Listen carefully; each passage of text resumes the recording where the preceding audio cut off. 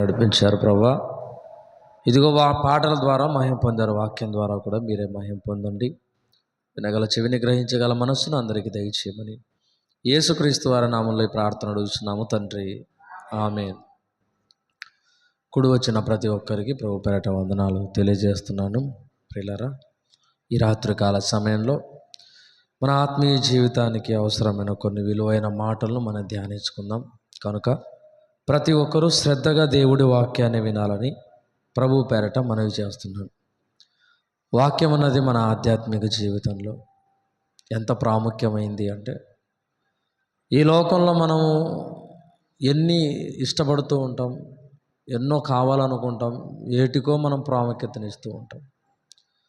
ఈ లోకంలో మనకు ఇష్టమైనవి చాలా ఉంటాయి, ప్రాముఖ్యతను ఇచ్చేవి చాలా ఉంటాయి, వాటన్నిటికంటే కూడా ఇష్టమైనవి కొన్ని ఉంటాయి. కానీ వాటన్నిటికంటే చాలా గొప్పది, చాలా ఇష్టమైంది, మన జీవితాలను మార్చేది ఏంటంటే దేవుడి వాక్యం. ఈ దేవుడి వాక్యం అన్నది ఆత్మీయ జీవితానికి సంబంధించింది. ఈ ఆత్మను పరిశుద్ధంగా పవిత్రంగా జీవింపజేసి పరలోకానికి తీసుకెళ్ళి దేవుడి చేతిని పట్టుకొని దేవుడి దగ్గర ఆనందంగా కూర్చోబెట్టేటట్లుగా చేసేది ఏంటి? దేవుడి వాక్యం. మరి దేవుడి వాక్యాన్ని దేవుడు ఎక్కడ ఉండాలనుకుంటున్నాడంటే మనిషి మనసులో ఉండాలనుకుంటున్నాడు. మన పేర్లు ఎలాగైతే ఒక ఫ్యాన్ మీద ఉండాలనుకుంటాం, ఒక కుర్చీ మీద ఉండాలనుకుంటాం, మన పేర్లు ఒక ఫ్లెక్స్ మీద ఉండాలనుకుంటాం, ఒక పేపర్లో ఉండాలనుకుంటాం, అలా మనం కోరుకుంటాం. కానీ దేవుడేం కోరుకుంటున్నాడంటే మన వాక్యము, ఆ వాక్యము మన హృదయాల్లో ఉండాలి అని కోరుకుంటున్నాడు. మనం కోరుకుంటాం అంటే అంతే కదా, మన పేర్లు కుర్చీల మీద ఉండాలనుకుంటాం, ఫ్యాన్ల మీద ఉండాలనుకుంటాం, ఫ్లెక్స్ల మీద ఉండాలనుకుంటాం, యాంప్లిఫైయర్ల మీద ఉండాలనుకుంటాం, వీటి మీద ఉండాలని మనం కోరుకుంటాం. కానీ దేవుడు ఏం కోరుకుంటున్నాడంటే నా మాటలు గోడలపైన ఉండకూడదు, బండలపైన రాయకూడదు, కాగితాలపైన ఉండకూడదు, నా మాటలు మనిషి మనసులో వ్రాయబడాలని దేవుడు కోరుకుంటున్నాడు. ఎందుకంటే అవి అంత విలువైనవి కాబట్టి.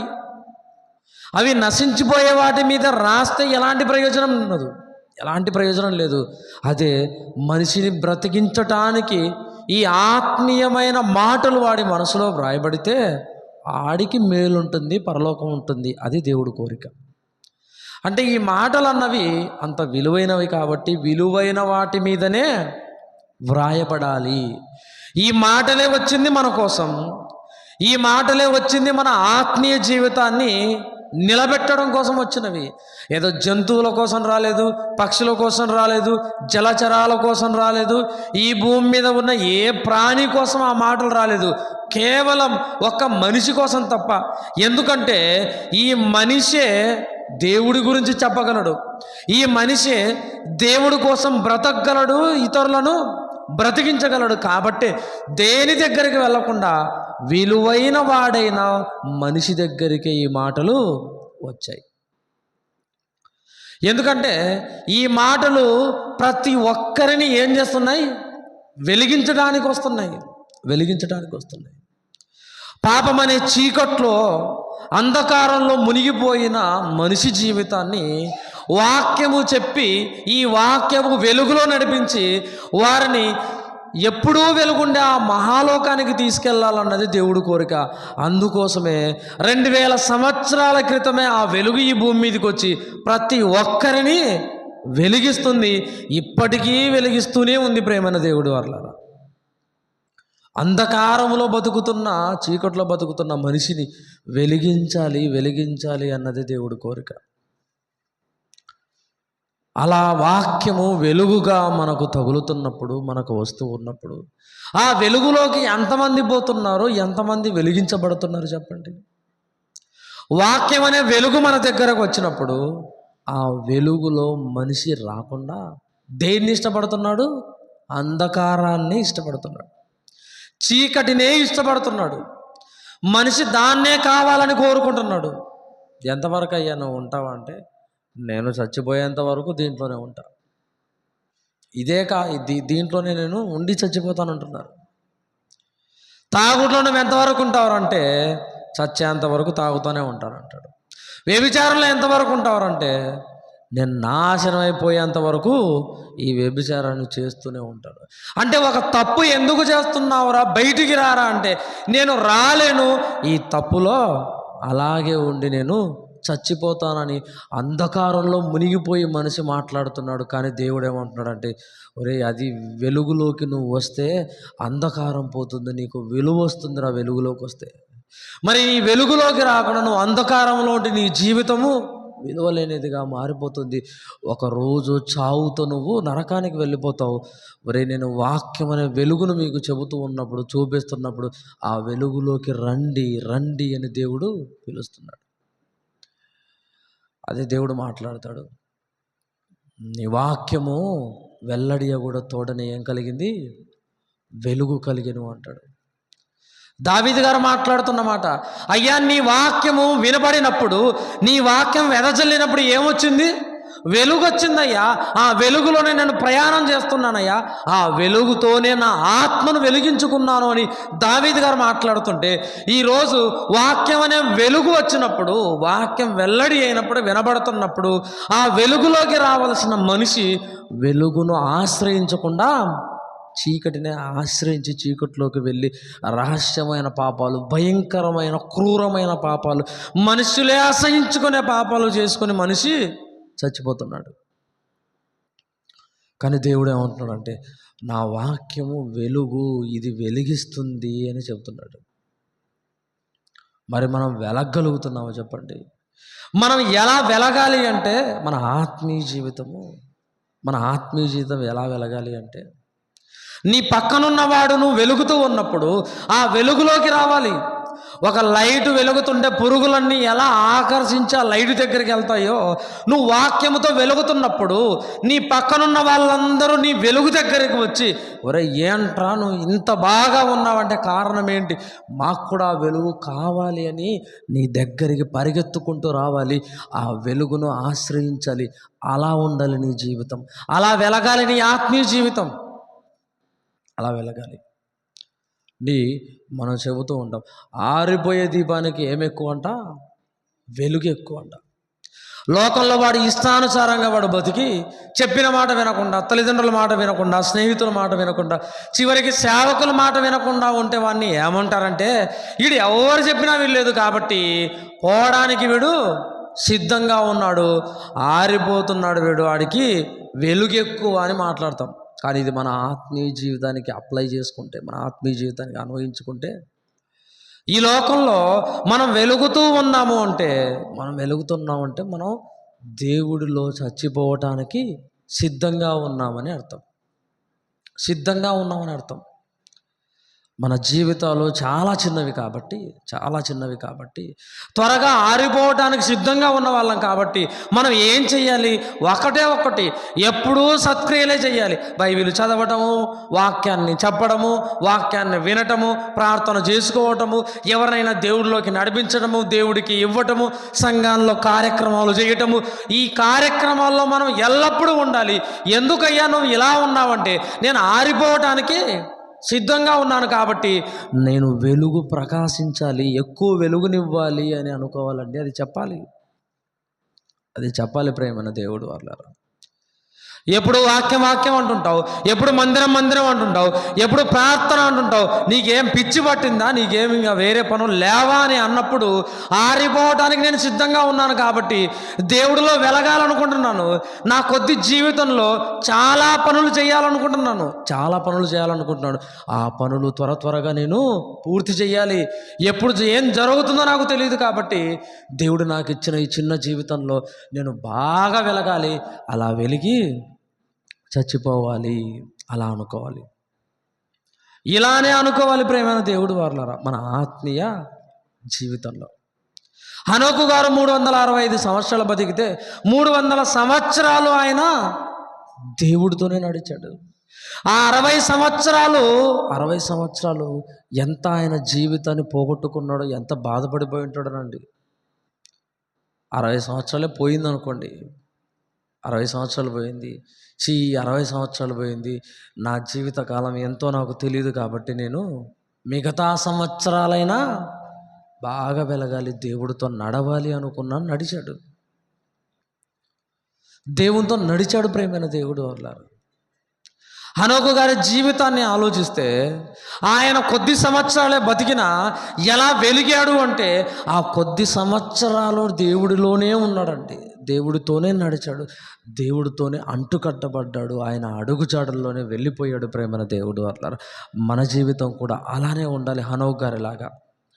మన చావు ఏంటో మనకు తెలియదు, ఎప్పుడో ఏంటో తెలియదు. కాబట్టి మిగతా రోజులైనా మిగతా సంవత్సరాలైనా నేను దేవుడిలో బాగా వెళ్ళిపోవాలి, దేవుడి పనుల్లోనే ఉండి వెళ్ళిపోవాలి. సమయాన్ని వృధా చేయకోకుండా, నా ఇష్టం వచ్చినట్టుగా నేను తిరగకుండా, దేవుడు చెప్పినట్టుగా చేసి, దేవుడి ఇష్టం వచ్చినట్టుగా నేను బతికి వెళ్ళిపోవాలి. కొద్ది సంవత్సరాలైనా అనుకోవాలి. ఎప్పుడైతే మనం అలా అనుకుంటామో మన జీవితాలు అక్కడ వెలిగింపబడతాయి ప్రేమైన దేవుడు వాళ్ళు. ఈ భూమి మీద కొద్ది సంవత్సరాల్లో నువ్వు బాగా వెలుగుతున్నావు అనుకోండి, వాక్యముతో నువ్వు వెలిగింపబడి బాగా వెలుగుతున్నావు అనుకోండి, ఇలా వెలిగి నువ్వు ఈ లోకాన్ని విడిచిపెట్టి వెళ్ళిపోతే అక్కడ నువ్వు వెలిగే లోకంలో ఎప్పుడు వెలుగుతూ ఉంటావు దేవుడి దగ్గర. ఆ వెలిగే లోకంలో నువ్వు ఆనందంగా ఉంటావు. అక్కడ ఉండాలి అంటే, ఆ వెలుగులో నువ్వు ఉండాలి, నడవాలి అంటే ఈ భూమి మీద కొద్ది సంవత్సరాలు నువ్వు వెలుగుతూనే ఉండాలి. అన్యజనుల మధ్య నువ్వేం చేయాలి? సత్క్రియల చేత మీ వెలుగును ప్రకాశింపనీయుడి వాళ్ళ ఎదుట అని చెప్తున్నాడు. మనం బ్రతుకుతున్న ఈ చిన్న జీవిత కాలంలో ఎన్ని సంవత్సరాలు బతుకుతామో అన్ని సంవత్సరాల్లో మన చుట్టూ ఉన్న వారి ముందర, అన్యజనుల ముందర సత్క్రియలు చేసి వెలుగును ప్రకాశింపజేయాలి ప్రేమైన దేవుడు వాళ్ళ. ఆ వెలుగులోకి చాలామంది రావాలి. ఆ వెలుగుతున్న మన దగ్గరికి చాలామంది వచ్చి దేవుడిలో వాళ్ళు వెలిగించబడాలంటే, మన జీవితాన్ని వెలిగించుకుంటున్నాం, మన కుటుంబాన్ని వెలిగించుకుంటున్నాం, మనం ఇతరులను కూడా వెలిగించాలి. వాక్యము వెల్లడి అగుడుతోనే వెలుగు కలిగినట్టుగా మన వాక్యం వాళ్ళకు చెప్పినప్పుడు వాళ్ళు కూడా వెలిగించబడాలి, చీకటిలో నుంచి వెలుగులోకి రావాలి ప్రేమైన దేవుడు వాళ్ళ. దేవుడు కోరుకుంటున్నది అదేనండి, మన నుంచి కోరుకుంటున్నది అది. ఏది కోరుకోలేదు నాయన, మీరు వెలిగింపబడాలి. అందుకోసమేనా కదా, మీరు వెలగాలనే కదా ప్రతిరోజు మీకు వాక్యం వస్తుంది. మీ జీవితాలను చీకటిగా అయిపోతాయేమోనని, అంధకారములోకి వెళ్ళిపోతాయేమోనని, పూర్తిగా చచ్చిపోతే ఆ బిలములోనికి, చీకటి గల బిలములోనికి వెళ్ళిపోతారనే కదా దేవుడు ప్రతిరోజు మీకు వాక్యాన్ని వెలిగిస్తున్నాడు. ఆ వాక్యాన్ని తీసుకుంటున్న మీరు ఎంతవరకు వెలగలుగుతున్నారు? ఎంతవరకు మీ జీవితాన్ని వెలుగుగా చేసుకుంటున్నారు చెప్పండి. ప్రతి సంవత్సరము ప్రతిరోజు వెలిగించుకుంటున్నాం వాక్యం చేత. బయటికి పోయి మరలా మనం ఏం చేస్తున్నాం? పాపం చేస్తున్నాం. మన దీపాన్ని ఆర్పేసుకుంటున్నాం. మరలా దేవుడి దగ్గరకు వచ్చుంటున్నాం. దేవుడి దగ్గరకు వచ్చి మరలా వాక్యంతో వెలిగించుకుంటున్నాం. బయటికి వెళ్ళి మనం ఏం చేస్తున్నాం? దీపాన్ని ఆర్పేసుకుంటున్నాం ప్రేమైన దేవుడు వాళ్ళరా. ఇది దేవుడికి నచ్చదండి. ఒకసారి వాక్యము చేత వెలిగించబడిన తర్వాత జాగ్రత్తగా బయటికి వెళ్ళిన 100 మందిలో ఉన్న 1,000,000 మందిలో ఉన్న మన దీపాన్ని మనము కాపాడుకోవాలి, ఆరిపోకుండా. వాక్యాన్ని అడ్డం పెట్టుకోవాలి, ప్రార్థన అడ్డం పెట్టుకొని ఆ ఆత్మీయ దీపాన్ని వెలిగించుకోవాలి. ఒక దీపం ఆరిపోకుండా చేతులు ఎలాగైతే పెడతామో, ఒక దీపం ఆరిపోకుండా దానికి ఒక గాజు సీసా ఎలాగైతే పెడతామో, మన ఆత్మ దీపము ఆరిపోకుండా మనం ఏం చెయ్యాలి? జాగ్రత్తలు తీసుకోవాలండి. అనుక్షణం మెలకువ కలిగి ఉండాలి. ఎల్లప్పుడూ ప్రార్థన చేసుకుంటూ ఉండాలి. ఎల్లప్పుడూ దేవుడితో మనము మాట్లాడుతూ ఉండాలి. దేవుడి కార్యక్రమాల్లో ఉంటే నీ ఆత్మదీపం ఆరిపోకుండా నిన్ను నీవు కాపాడుకుంటావు. కొవ్వొత్తి వెలుగుతూ ఉంటుంది. అలా వెలుగుతున్న కొవ్వొత్తి మీదికి కొన్ని పురుగులు వచ్చి పడుతూ ఉంటాయి, చూసారా? పురుగులు వచ్చి పడగానే ఆ కొవ్వొత్తి అలా ఆరిపోయి మళ్ళా వెలుగుతుంది ప్రేమైన దేవుడు వల్ల. కొన్ని పురుగులు పడినప్పుడు పూర్తిగా కొవ్వొత్తి ఆరిపోతుంది. అలాగే మన ఆత్మదీపం పైన శరీర కార్యాలు అనే పాపాలు పడినప్పుడు, ఈర్ష్య, అసూయ, ద్వేషాలు అనే పురుగులు పడినప్పుడు, వ్యభిచారము, మత్సరము, డంబం అనే పురుగులు పడినప్పుడు మన ఆత్మీయ దీపము ఆరిపోతుందండి. జాగ్రత్త పడుతున్నారా? ఆరిపోతుంది ప్రేమైన దేవుడు వాళ్ళరా. అది ఆరిపోకుండా నువ్వేమైనా జాగ్రత్తలు తీసుకుంటున్నావా? ఏం చేస్తున్నాను చెప్పండి? మందిరంలో వాక్యమిని, సేవకుడు చెప్పిన వాక్యమిని మన ఆత్మీయ దీపాన్ని వెలిగించుకుంటున్నాం. మనం బయటికి వెళ్ళిన తర్వాత ఎన్నో పురుగులు పడుతున్నాయి నీ మీద, ఎన్నో పాపం అనే పురుగులు పడి ఆర్పజేయాలనుకుంటున్నాయి, ఎన్నో పాపం అనే తుఫానులు, వడగాలులు గాలి పెట్టి ఆ దీపాన్ని ఆర్పేయాలనుకుంటున్నాయి. మరి నువ్వు ఏం జాగ్రత్తలు తీసుకుంటున్నావు? దీపం ఆరిపోకుండా చేతులు పెట్టుకుంటున్నావు నీవు. నీ ఆత్మీయ దీపం ఆరిపోకుండా వాక్యాన్ని పెట్టుకుంటున్నావా? ప్రార్థన అడ్డుగా పెట్టుకుంటున్నావా? అలా పెట్టుకుంటేనే నీ దీపము ఆరిపోకుండా నిలబడుతుంది. దేవుడు అదేనండి చెప్పేది. ఆరిపోకుండా మీ దీపాన్ని కాపాడుకోండి. ప్రియులారా, శవం ఉన్నప్పుడు శవం తల దగ్గర దీపం పెడతారు చూసారా? దీపం పెట్టిన తర్వాత అది ఆరిపోకుండా చూసుకుంటారు. ఏమో నిజమే కదా చెప్పండి? ఆ దీపం ఆరిపోవద్దు. ఒకవేళ ఆరిపోతే మరలా ఏం చేస్తారు? ముట్టిస్తారు. ఒక మనిషి చచ్చిపోయిన తర్వాత ఏం ముట్టిస్తున్నారు? దీపాన్ని ముట్టిస్తున్నారు. కానీ ఆ మనిషి బతుకున్నప్పుడు వాక్యం అనే దీపాన్ని ఆడిలో వెలిగిస్తే, వాక్యం అనే దీపాన్ని మన జీవితంలో వెలిగిస్తే వాడి దీపము ఆరిపోకుండా ఉండింది ప్రేమైన దేవుడు వాళ్ళ. వాడి ఇష్టానుసారంగా వాడు చచ్చిపోతే నువ్వు దీపం వెలిగిస్తున్నావు, బాగుంది. కానీ అదే బతుకున్నప్పుడు వాడి జీవితంలో నువ్వు వెలిగిస్తే, బతుకున్నప్పుడు వాక్యాన్ని వాడి మనస్సులోకి నువ్వు పంపిస్తే, వాడు చచ్చిపోయిన తర్వాత అక్కడ వెలుగుతూ ఉంటాడు కదా. ఈ పని చెయ్యాలండి మనం, ఈ పని చెయ్యాలి. కానీ చచ్చిపోయిన తర్వాత దీపం వెలిగిస్తే ఏం ప్రయోజనం చెప్పండి? ఏం ప్రయోజనం ప్రేమైన దేవుడు వాళ్ళరా? ఏం ప్రయోజనం? 3వ దినానికి, పెద్ద దినానికి దీపం చూసి పోవాలంటారు. ఎందుకు చెప్పండి? మరలా ఇంట్లోకి రావటానికి. ఆ 3వ దినాన, 13వ 11వ దినాన దీపం పెడితే దాన్ని చూసి అలా వెళ్ళిపోతూ ఉంటారు ప్రేమైన దేవుడు వాళ్ళరా. చచ్చిపోయిన తర్వాత ఎన్ని దీపాలు చూపిస్తే ఏమొస్తుంది చెప్పండి? ఏమొస్తుంది?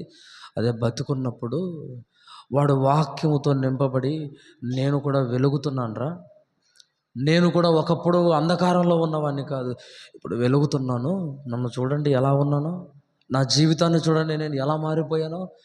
మీరు కూడా వెలగండ్రా, మీ జీవితాలు కూడా వెలిగించుకోండ్రా అని చెప్పాల్సిన వాడు చచ్చిపోయిన తర్వాత ఆ దీపాన్ని చూసి వెళ్ళిపోతున్నారు చూడండి. చచ్చిపోయిన తర్వాత దీపాన్ని చూసి. ప్రేమైన దేవుడు వాళ్ళారా, దేవుడేమో వెలిగించుకోండ్రా అంటున్నాడు. ఒకసారి లేవియాకాండం చూడండి, 24వ అధ్యాయము, 2వ వచనం. దీపము నిత్యము వెలుగుచుండునట్లు ప్రదీపము కొరకు దంచి తీసిన అచ్చమైన ఒలీవ నూనెను తేవలెనని ఇజ్రాయేలీలకు ఆజ్ఞాపించుము. దేవుడు మోషే గారికి చెప్తున్నాడు. దేవుడు మోషే గారికి ఏం చెప్తున్నాడంటే, మోషే, నా పరిశుద్ధ స్థలములో దీపం వెలగాలి, ఎప్పుడు వెలుగుతూ ఉండాలంటే ఏం చేయాలి? అచ్చమైన దంచి తీసిన ఒలీవ నూనె ఉండాలి. పరిశుద్ధ స్థలములో దీపం వెలగాలి అంటే స్వచ్ఛమైన దంచి తీసిన ఒలీవ నూనె పోస్తే ఎలాగైతే ఆ దీపం వెలుగుతుందో, ఎప్పుడు దేవుడు కూడా నీ ఆత్మకు వాక్యం అనే దీపాన్ని, స్వచ్ఛమైన వాక్యం అనే దీపాన్ని ఇచ్చినప్పుడు ఆ దీపము ఎల్లప్పుడూ వెలుగుతూనే ఉంటుంది. ఈ భూమి మీద బతికినప్పుడు వెలుగుతుంది, చచ్చిపోయిన తర్వాత కూడా ఆత్మ వెలుగుతూనే ఉంటుంది. ఇలాగా వాక్యం అనే నూనెతో వెలిగించుకోండి మీ బతుకులను. వాక్యం అనే నూనెతో మీ దీపాలను వెలిగించుకోండి. మీరు ఎల్లప్పుడూ వెలుగుమయమైన నా దగ్గర ఉంటారంటున్నాడు. చూడండి, ఇజ్రాయేలీలకు ఆజ్ఞాపిస్తున్నాడు. మోషే, నువ్వు ఇలా చెప్పు, ఉదయం నుంచి సాయంకాలం వరకు అది వెలుగుతూనే ఉండాలి, ఆరిపోకూడదు. ఆరిపోయిందంటే వాళ్ళు తెచ్చింది పనికి మాలిదని అర్థం. ఆ నూనె సరైంది కాదని అర్థం. నూనె కూడా చెప్తున్నాడు చూడండి, ఒలీవ నూనె మాత్రమే తీసుకొని రావాలి, ఒలీవ నూనె మాత్రమే. నాయన మోసే ఒలీవ నూనె తీసుకురావాలి, వాళ్ళు వేస్తే దీపం ఉదయం నుంచి సాయంకాలం వరకు వెలగాలి అంటున్నాడు కదా. ఆ ఒలీవ నూనె ఉదయం నుంచి సాయంకాలం వరకు వెలగటానికి ఉపయోగపడితే, ఈ వాక్యం అనే వెలుగు నీ దీపాన్ని వెలిగించడానికి నీ బతుకు దినములన్నింటిలో నీకు ఉపయోగపడుతుంది. నువ్వు ఎంతవరకైతే భూమి మీద నిలబడతావో అంతవరకు నీ ఆత్మ దీపాన్ని వెలిగిస్తూనే ఉంటుంది. ఈ వాక్యం అనే నూనె, దీన్ని తీసుకోవాలయ్యా, నువ్వు దీన్ని తీసుకోవాలి. దేవుడు ఎంత చక్కగా మనం మాట్లాడుతున్నాడో చూడండి. మన జీవితాలు కొంచెమైనా తెలుసు కదా. మన జీవితాలు కొంచెమైనా తెలిసినప్పుడు, ఈ కొంచెం జీవిత కాలంలో చచ్చిపోతామని తెలిసినప్పుడు నీ ఆత్మదీపాన్ని నువ్వు ఎలా వెలిగించుకుంటున్నావు ప్రేమైన దేవుడు వల్ల. చాలా జాగ్రత్తగా ఉండాలండి, చాలా జాగ్రత్తగా ఉండాలి. ఏదో ఊరికే దేవుడి వాక్యం అన్నాను విని బయటికి వెళ్ళిపోయాము అనుకుంటే దానివల్ల ఎలాంటి ప్రయోజనము లేదు. మీరు అనుకోవచ్చు, ఏదో ఇంటికాడ ఉండలేక ఇటుకు వచ్చాము, లేదా ఇంటికాడ పనులు ఉండి ఆ పనులు చేయలేక ఇటుకు వచ్చాము మీరు అనుకోవచ్చు. కానీ దేవుడు ఏమంటున్నాడంటే, ఇది వాక్యం అనే నూనెను మీకు పోస్తున్నాను. మీ దీపం వెలగాలంటే వాక్యం అనే నూనెను పోసి మిమ్మల్ని వెలిగిస్తున్నానమ్మా. ఈ మాటలు ఊరిగా వినబడుతున్నాయి అనుకుంటున్నారేమో మీరు. మీ జీవితాలను వెలిగించడానికి వచ్చేవి, మీ బ్రతుకుల్లో నిలబెట్టడానికి వచ్చేవి, చీకటిలో మీకు దారి చూపడానికి వచ్చేవి మాటలు, అంతేగాని టైంపాస్ కోసం వచ్చినవి కాదు. దురద చెవులు గల బోధ కాదు, కల్పనా కథల బోధ అస్సలే కాదు. ఇది మీ ఆత్మదీపాలను వెలిగించటానికి వచ్చింది. మరి నువ్వు వెలగాలి, ఆరిపోవడానికి సిద్ధంగా ఉంటున్నాం మనం. నువ్వు ఎంతగా వెలిగించుకుంటున్నావు ఈ నీది ఆత్మీయ దీపాన్ని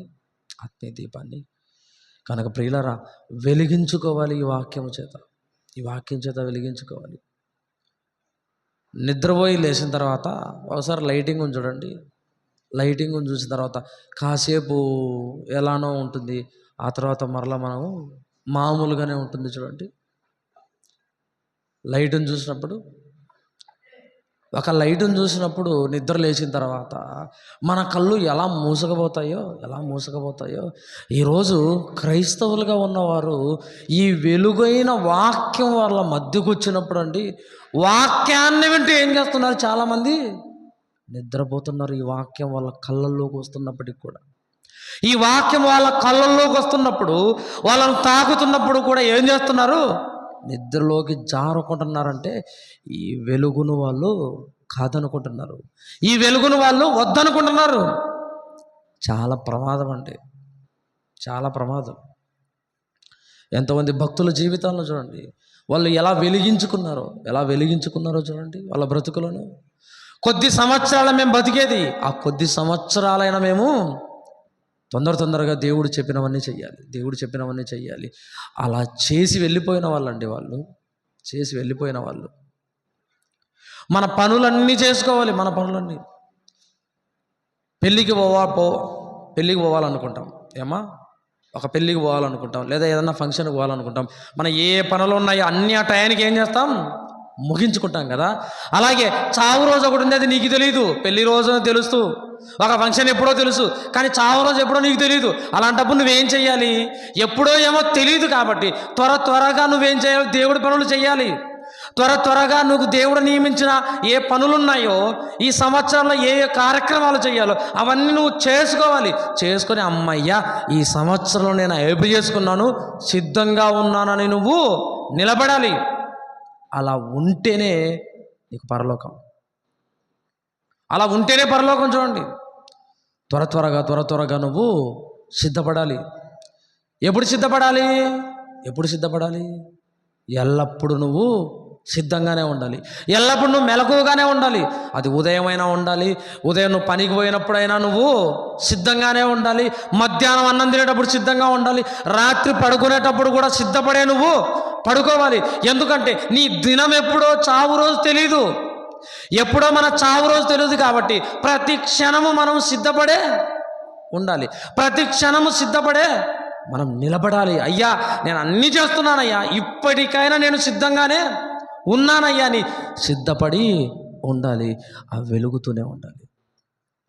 అలా మన జీవితాలను నిలబెట్టుకోవాలి ప్రియమైన దేవుడు వాళ్ళ.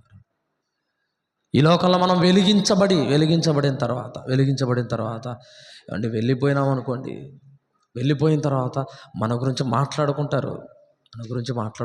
వెళ్ళిపోయిన తర్వాత ఒక వ్యక్తి చచ్చిపోతే ఆ వ్యక్తి ఎలాంటోడో ఎప్పుడు బయటపడుతుందంటే చావు దగ్గరనే బయటపడుతుందండి. అప్పుడు అందరూ చూస్తారు, దీనంగా చూస్తారు. బయటికి వెళ్ళి వాడి గురించి చెడ్డోడైతే చెడ్డగా మాట్లాడుకుంటాడు, మంచోడైతే మంచిగా మాట్లాడుకుంటాడు ప్రియమైన దేవుడు వాళ్ళ. అంటే ఒక మనిషి క్యారెక్టరు, ఒక మనిషి స్వభావం, ఒక మనిషి బుద్ధి చచ్చిపోయిన తర్వాత వాడి గురించి బయటపడుతుంది. చూసారా? అలాగే మనం ఈ భూమి మీద బాగా దేవుడి కోసం వెలిగి ఆయన పనులన్నీ చేసి మనం చచ్చిపోయామనుకోండి, ఇదిగో 2 సంవత్సరాల కిందట, ఒక 10 సంవత్సరాల కిందట ఒక ఆయన ఉండేవాడు. దేవుడి సేవ ఎలా చేశాడు అంటే చాలా గొప్పగా చేశాడు. తనకు లేకపోయినా కూడా దేవుడికి పెట్టాడు. తనకు లేకపోయినా దేవుడి సేవ చేశాడు. తనకు లేకపోయినా ఒక ఆవిడ దేవుడి కోసం గొప్పగా బతికింది. ఆవిడలాగా ఉండాలి, ఆవిడలాగా బతకాలి. ఇలా అనుకుంటారు మన గురించి. అలా అనుకోవాలి. అనుకునేటట్టుగా నువ్వు వెలగాలి. ఎన్ని రోజులు బతికామన్నది ముఖ్యం కాదు. బతికిన కొద్ది రోజులైనా ఎంత గొప్పగా బతికాము, ఎంత గొప్పగా వెలిగాము దేవుడి కోసం, ఇదే ముఖ్యం. కొంతమంది 100 సంవత్సరాలు బతుకుతారు. 100 సంవత్సరాలు బతికి దేవుడి కోసం ఏమి చేయకపోతే ఆ ఆయుష్ అంతా ఎందుకు చెప్పండి? ఆ ఆయుష్ అంతా ఎందుకు? మనం కొద్ది రోజులు బతికినా దేవుడి కోసం గొప్పగా బతికి చనిపోవాలి. అప్పుడు అందరూ ఒరే ఈడు బాప్తిసం తీసుకొని 3 సంవత్సరాలు ఎలా బతికాడంటే వీడు నికార్సుగా బతికాడు. బాప్తిసం తీసుకొని 1 నెల అయింది, ఆ నెల ఎంత బతికిందో తెలుసా? ఎంత కరెక్ట్గా ఉందో తెలుసా? అలా ఉండాలి అని మన గురించి మాట్లాడుకోవాలంటే ఇలా ఉండాలి ప్రేమైన దేవుడు వాళ్ళ. దేవుడేమో వెలిగించాలనుకుంటున్నాడు, కానీ మనమేమో వెళ్ళకుండా చీకటిలోకే వెళ్ళాలనుకుంటున్నాం ప్రేమైన దేవుడు వల్ల. ఒక చేప నీటిలోనే ఉంటుంది చూడండి, బయట ఉండాలనుకోదండి. ఒక పక్షి ఆకాశంలోనే పోతుంది, అదే నీళ్ళల్లో మునిగి ఉండాలనుకోదు ప్రేమైన దేవుడు వల్ల.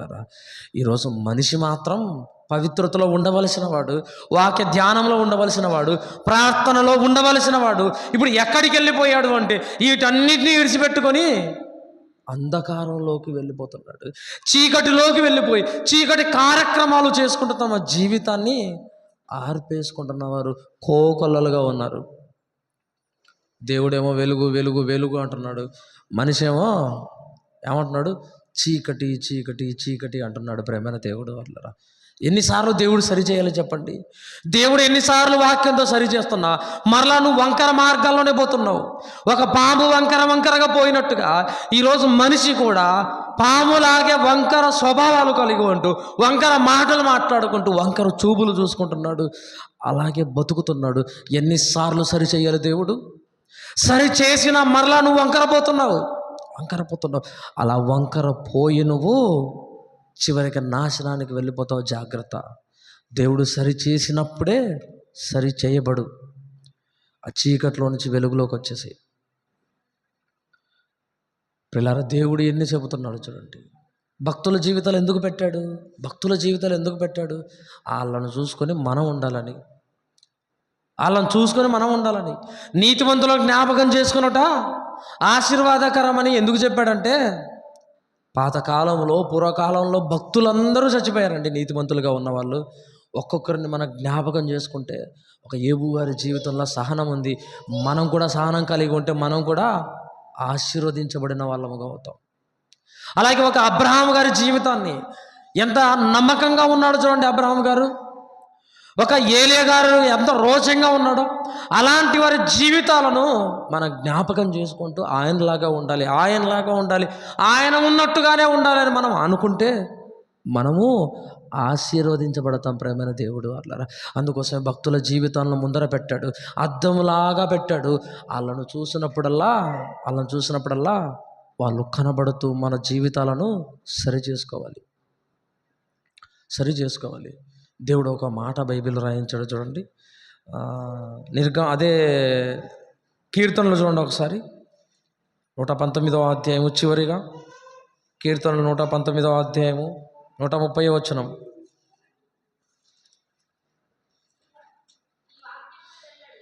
నీ వాక్యము వెల్లడి అగుటతోడనే వెలుగు కలుగును. యోబు గ్రంథం 33:24 చూడండి.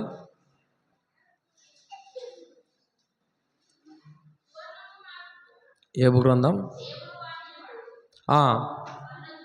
కరుణ చూపి పాతాళములోనికి దిగి వెళ్ళకుండా వారిని విడిపించును, ప్రాయచిత్తము నాకు దొరికెనని.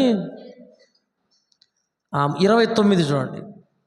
ఆలోచించుము, నరులు సజీవులకుండు వెలుగు చేత వెలిగింపబడినట్లు.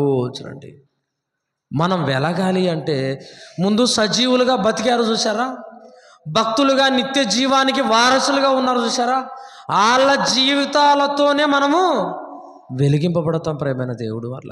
నరులు సజీవులకుండు వెలుగు చేత వెలిగించబడినట్లు అంటే వాళ్ళను చదివినప్పుడు, వాళ్ళ జీవితాల్లోకి తొంగి చూసినప్పుడు వాళ్ళ ప్రవర్తన ఎలా ఉంది, వాళ్ళ మాట ఎలా ఉంది, వాళ్ళ భక్తి జీవితం ఎలా ఉంది మనం తెలుసుకుంటే మనము కూడా అలా వెలిగించబడతాము. అందుకోసమే భక్తుల జీవితాలను మన కళ్ళ ముందు పెట్టాడు. యేసుక్రీస్తు వారు బ్రతికింది ఎన్ని సంవత్సరాలు? 33 సంవత్సరాలు. ఆ 33.5 సంవత్సరాలు ఎంత తక్కువ అండి. అంత తక్కువైనా ఆయన రెస్ట్ లేకుండా కష్టపడి పనిచేశాడండి. యేసుక్రీస్తు వారు బ్రతికింది 33.5 సంవత్సరాలైనా ఉదయం మొదలుకొని మరలా రాత్రి వరకు దేవుడు పనిలోనే ఉన్నాడండి. 1 రోజా 2 రోజుల ఎన్ని సంవత్సరాలు ఉన్నాడో, ఎన్ని సంవత్సరాలు కష్టపడ్డాడో చూడండి. ఆయన చీకట్లోనే పెందల కన్నే లేచి ప్రార్థన చేస్తాడు. మరలా ఉదయం నుంచి సాయంకాలం వరకు సువార్త పనిలో ఉంటాడు. మరలా రాత్రి తోటలోకి వెళ్ళి ప్రార్థన చేస్తాడు. నడుచుకుంటూ కిలోమీటర్లు నడుచుకుంటూ సువార్త ప్రకటించాడు. ఎన్ని అవమానాలండి, ఎన్ని మాటల చేత దెబ్బలు ప్రేమైన దేవుడు వాళ్ళరా. నాకున్నది కొద్ది సంవత్సరాలే, నేను ఆరిపోవడానికి సిద్ధంగా ఉన్నాను కాబట్టి నేను త్వరగా వెలగాలి, అనేక మందిని వెలిగించాలి అనుకున్నాడు. వెలిగాడు, కొన్ని కోట్ల మందిని వెలిగించాడు. ఇప్పటికీ వెలిగిస్తూనే ఉన్నాడండి, వెలిగిస్తూనే ఉన్నాడు. మన జీవితాలు ఎలా ఉన్నాయో చెప్పండి. కొద్ది సంవత్సరాలు బతుకుతాను కాబట్టి నేను వెలగాలి అని ఆయనే వెలిగి అనేక మందిని వెలిగించాడు. మన జీవితాలు ఎలాంటివి చెప్పండి? నీటి బుడగ లాంటివి కదా, ధూళి లాంటివి కదా. మరి మనం ఎలా బతకాలి చెప్పండి? మనం ఎలా వెలగాలి ప్రియమైన దేవుడు వాళ్ళరా? ప్రతి క్షణము, ప్రతి నిమిషము, ప్రతి గంట, ప్రతిరోజు మనము వెలుగుతూనే ఉండాలి. దేవుడి పని చేసుకుంటూ ఉండాలి. ఆ పనిలోనే మనము వెలుగుతూనే ఉండాలి. ఇది దేవుడు కోరుకుంటున్నాడు. వెలగండ్రా మీరు, వెలగండి. ఎన్ని సంవత్సరాలు వెలుగుతారో వెలగండి. నా వాక్యాన్ని మీకు ఇస్తూనే ఉంటారు. నా వాక్యం అనే నూనెను మీకు అందిస్తూ ఉంటాను. బలం పొందుకోండి, వెలుగుతూనే ఉండండి. మీరు అనేక మందికి వెలుగివ్వండి అని చెప్తున్నాడు.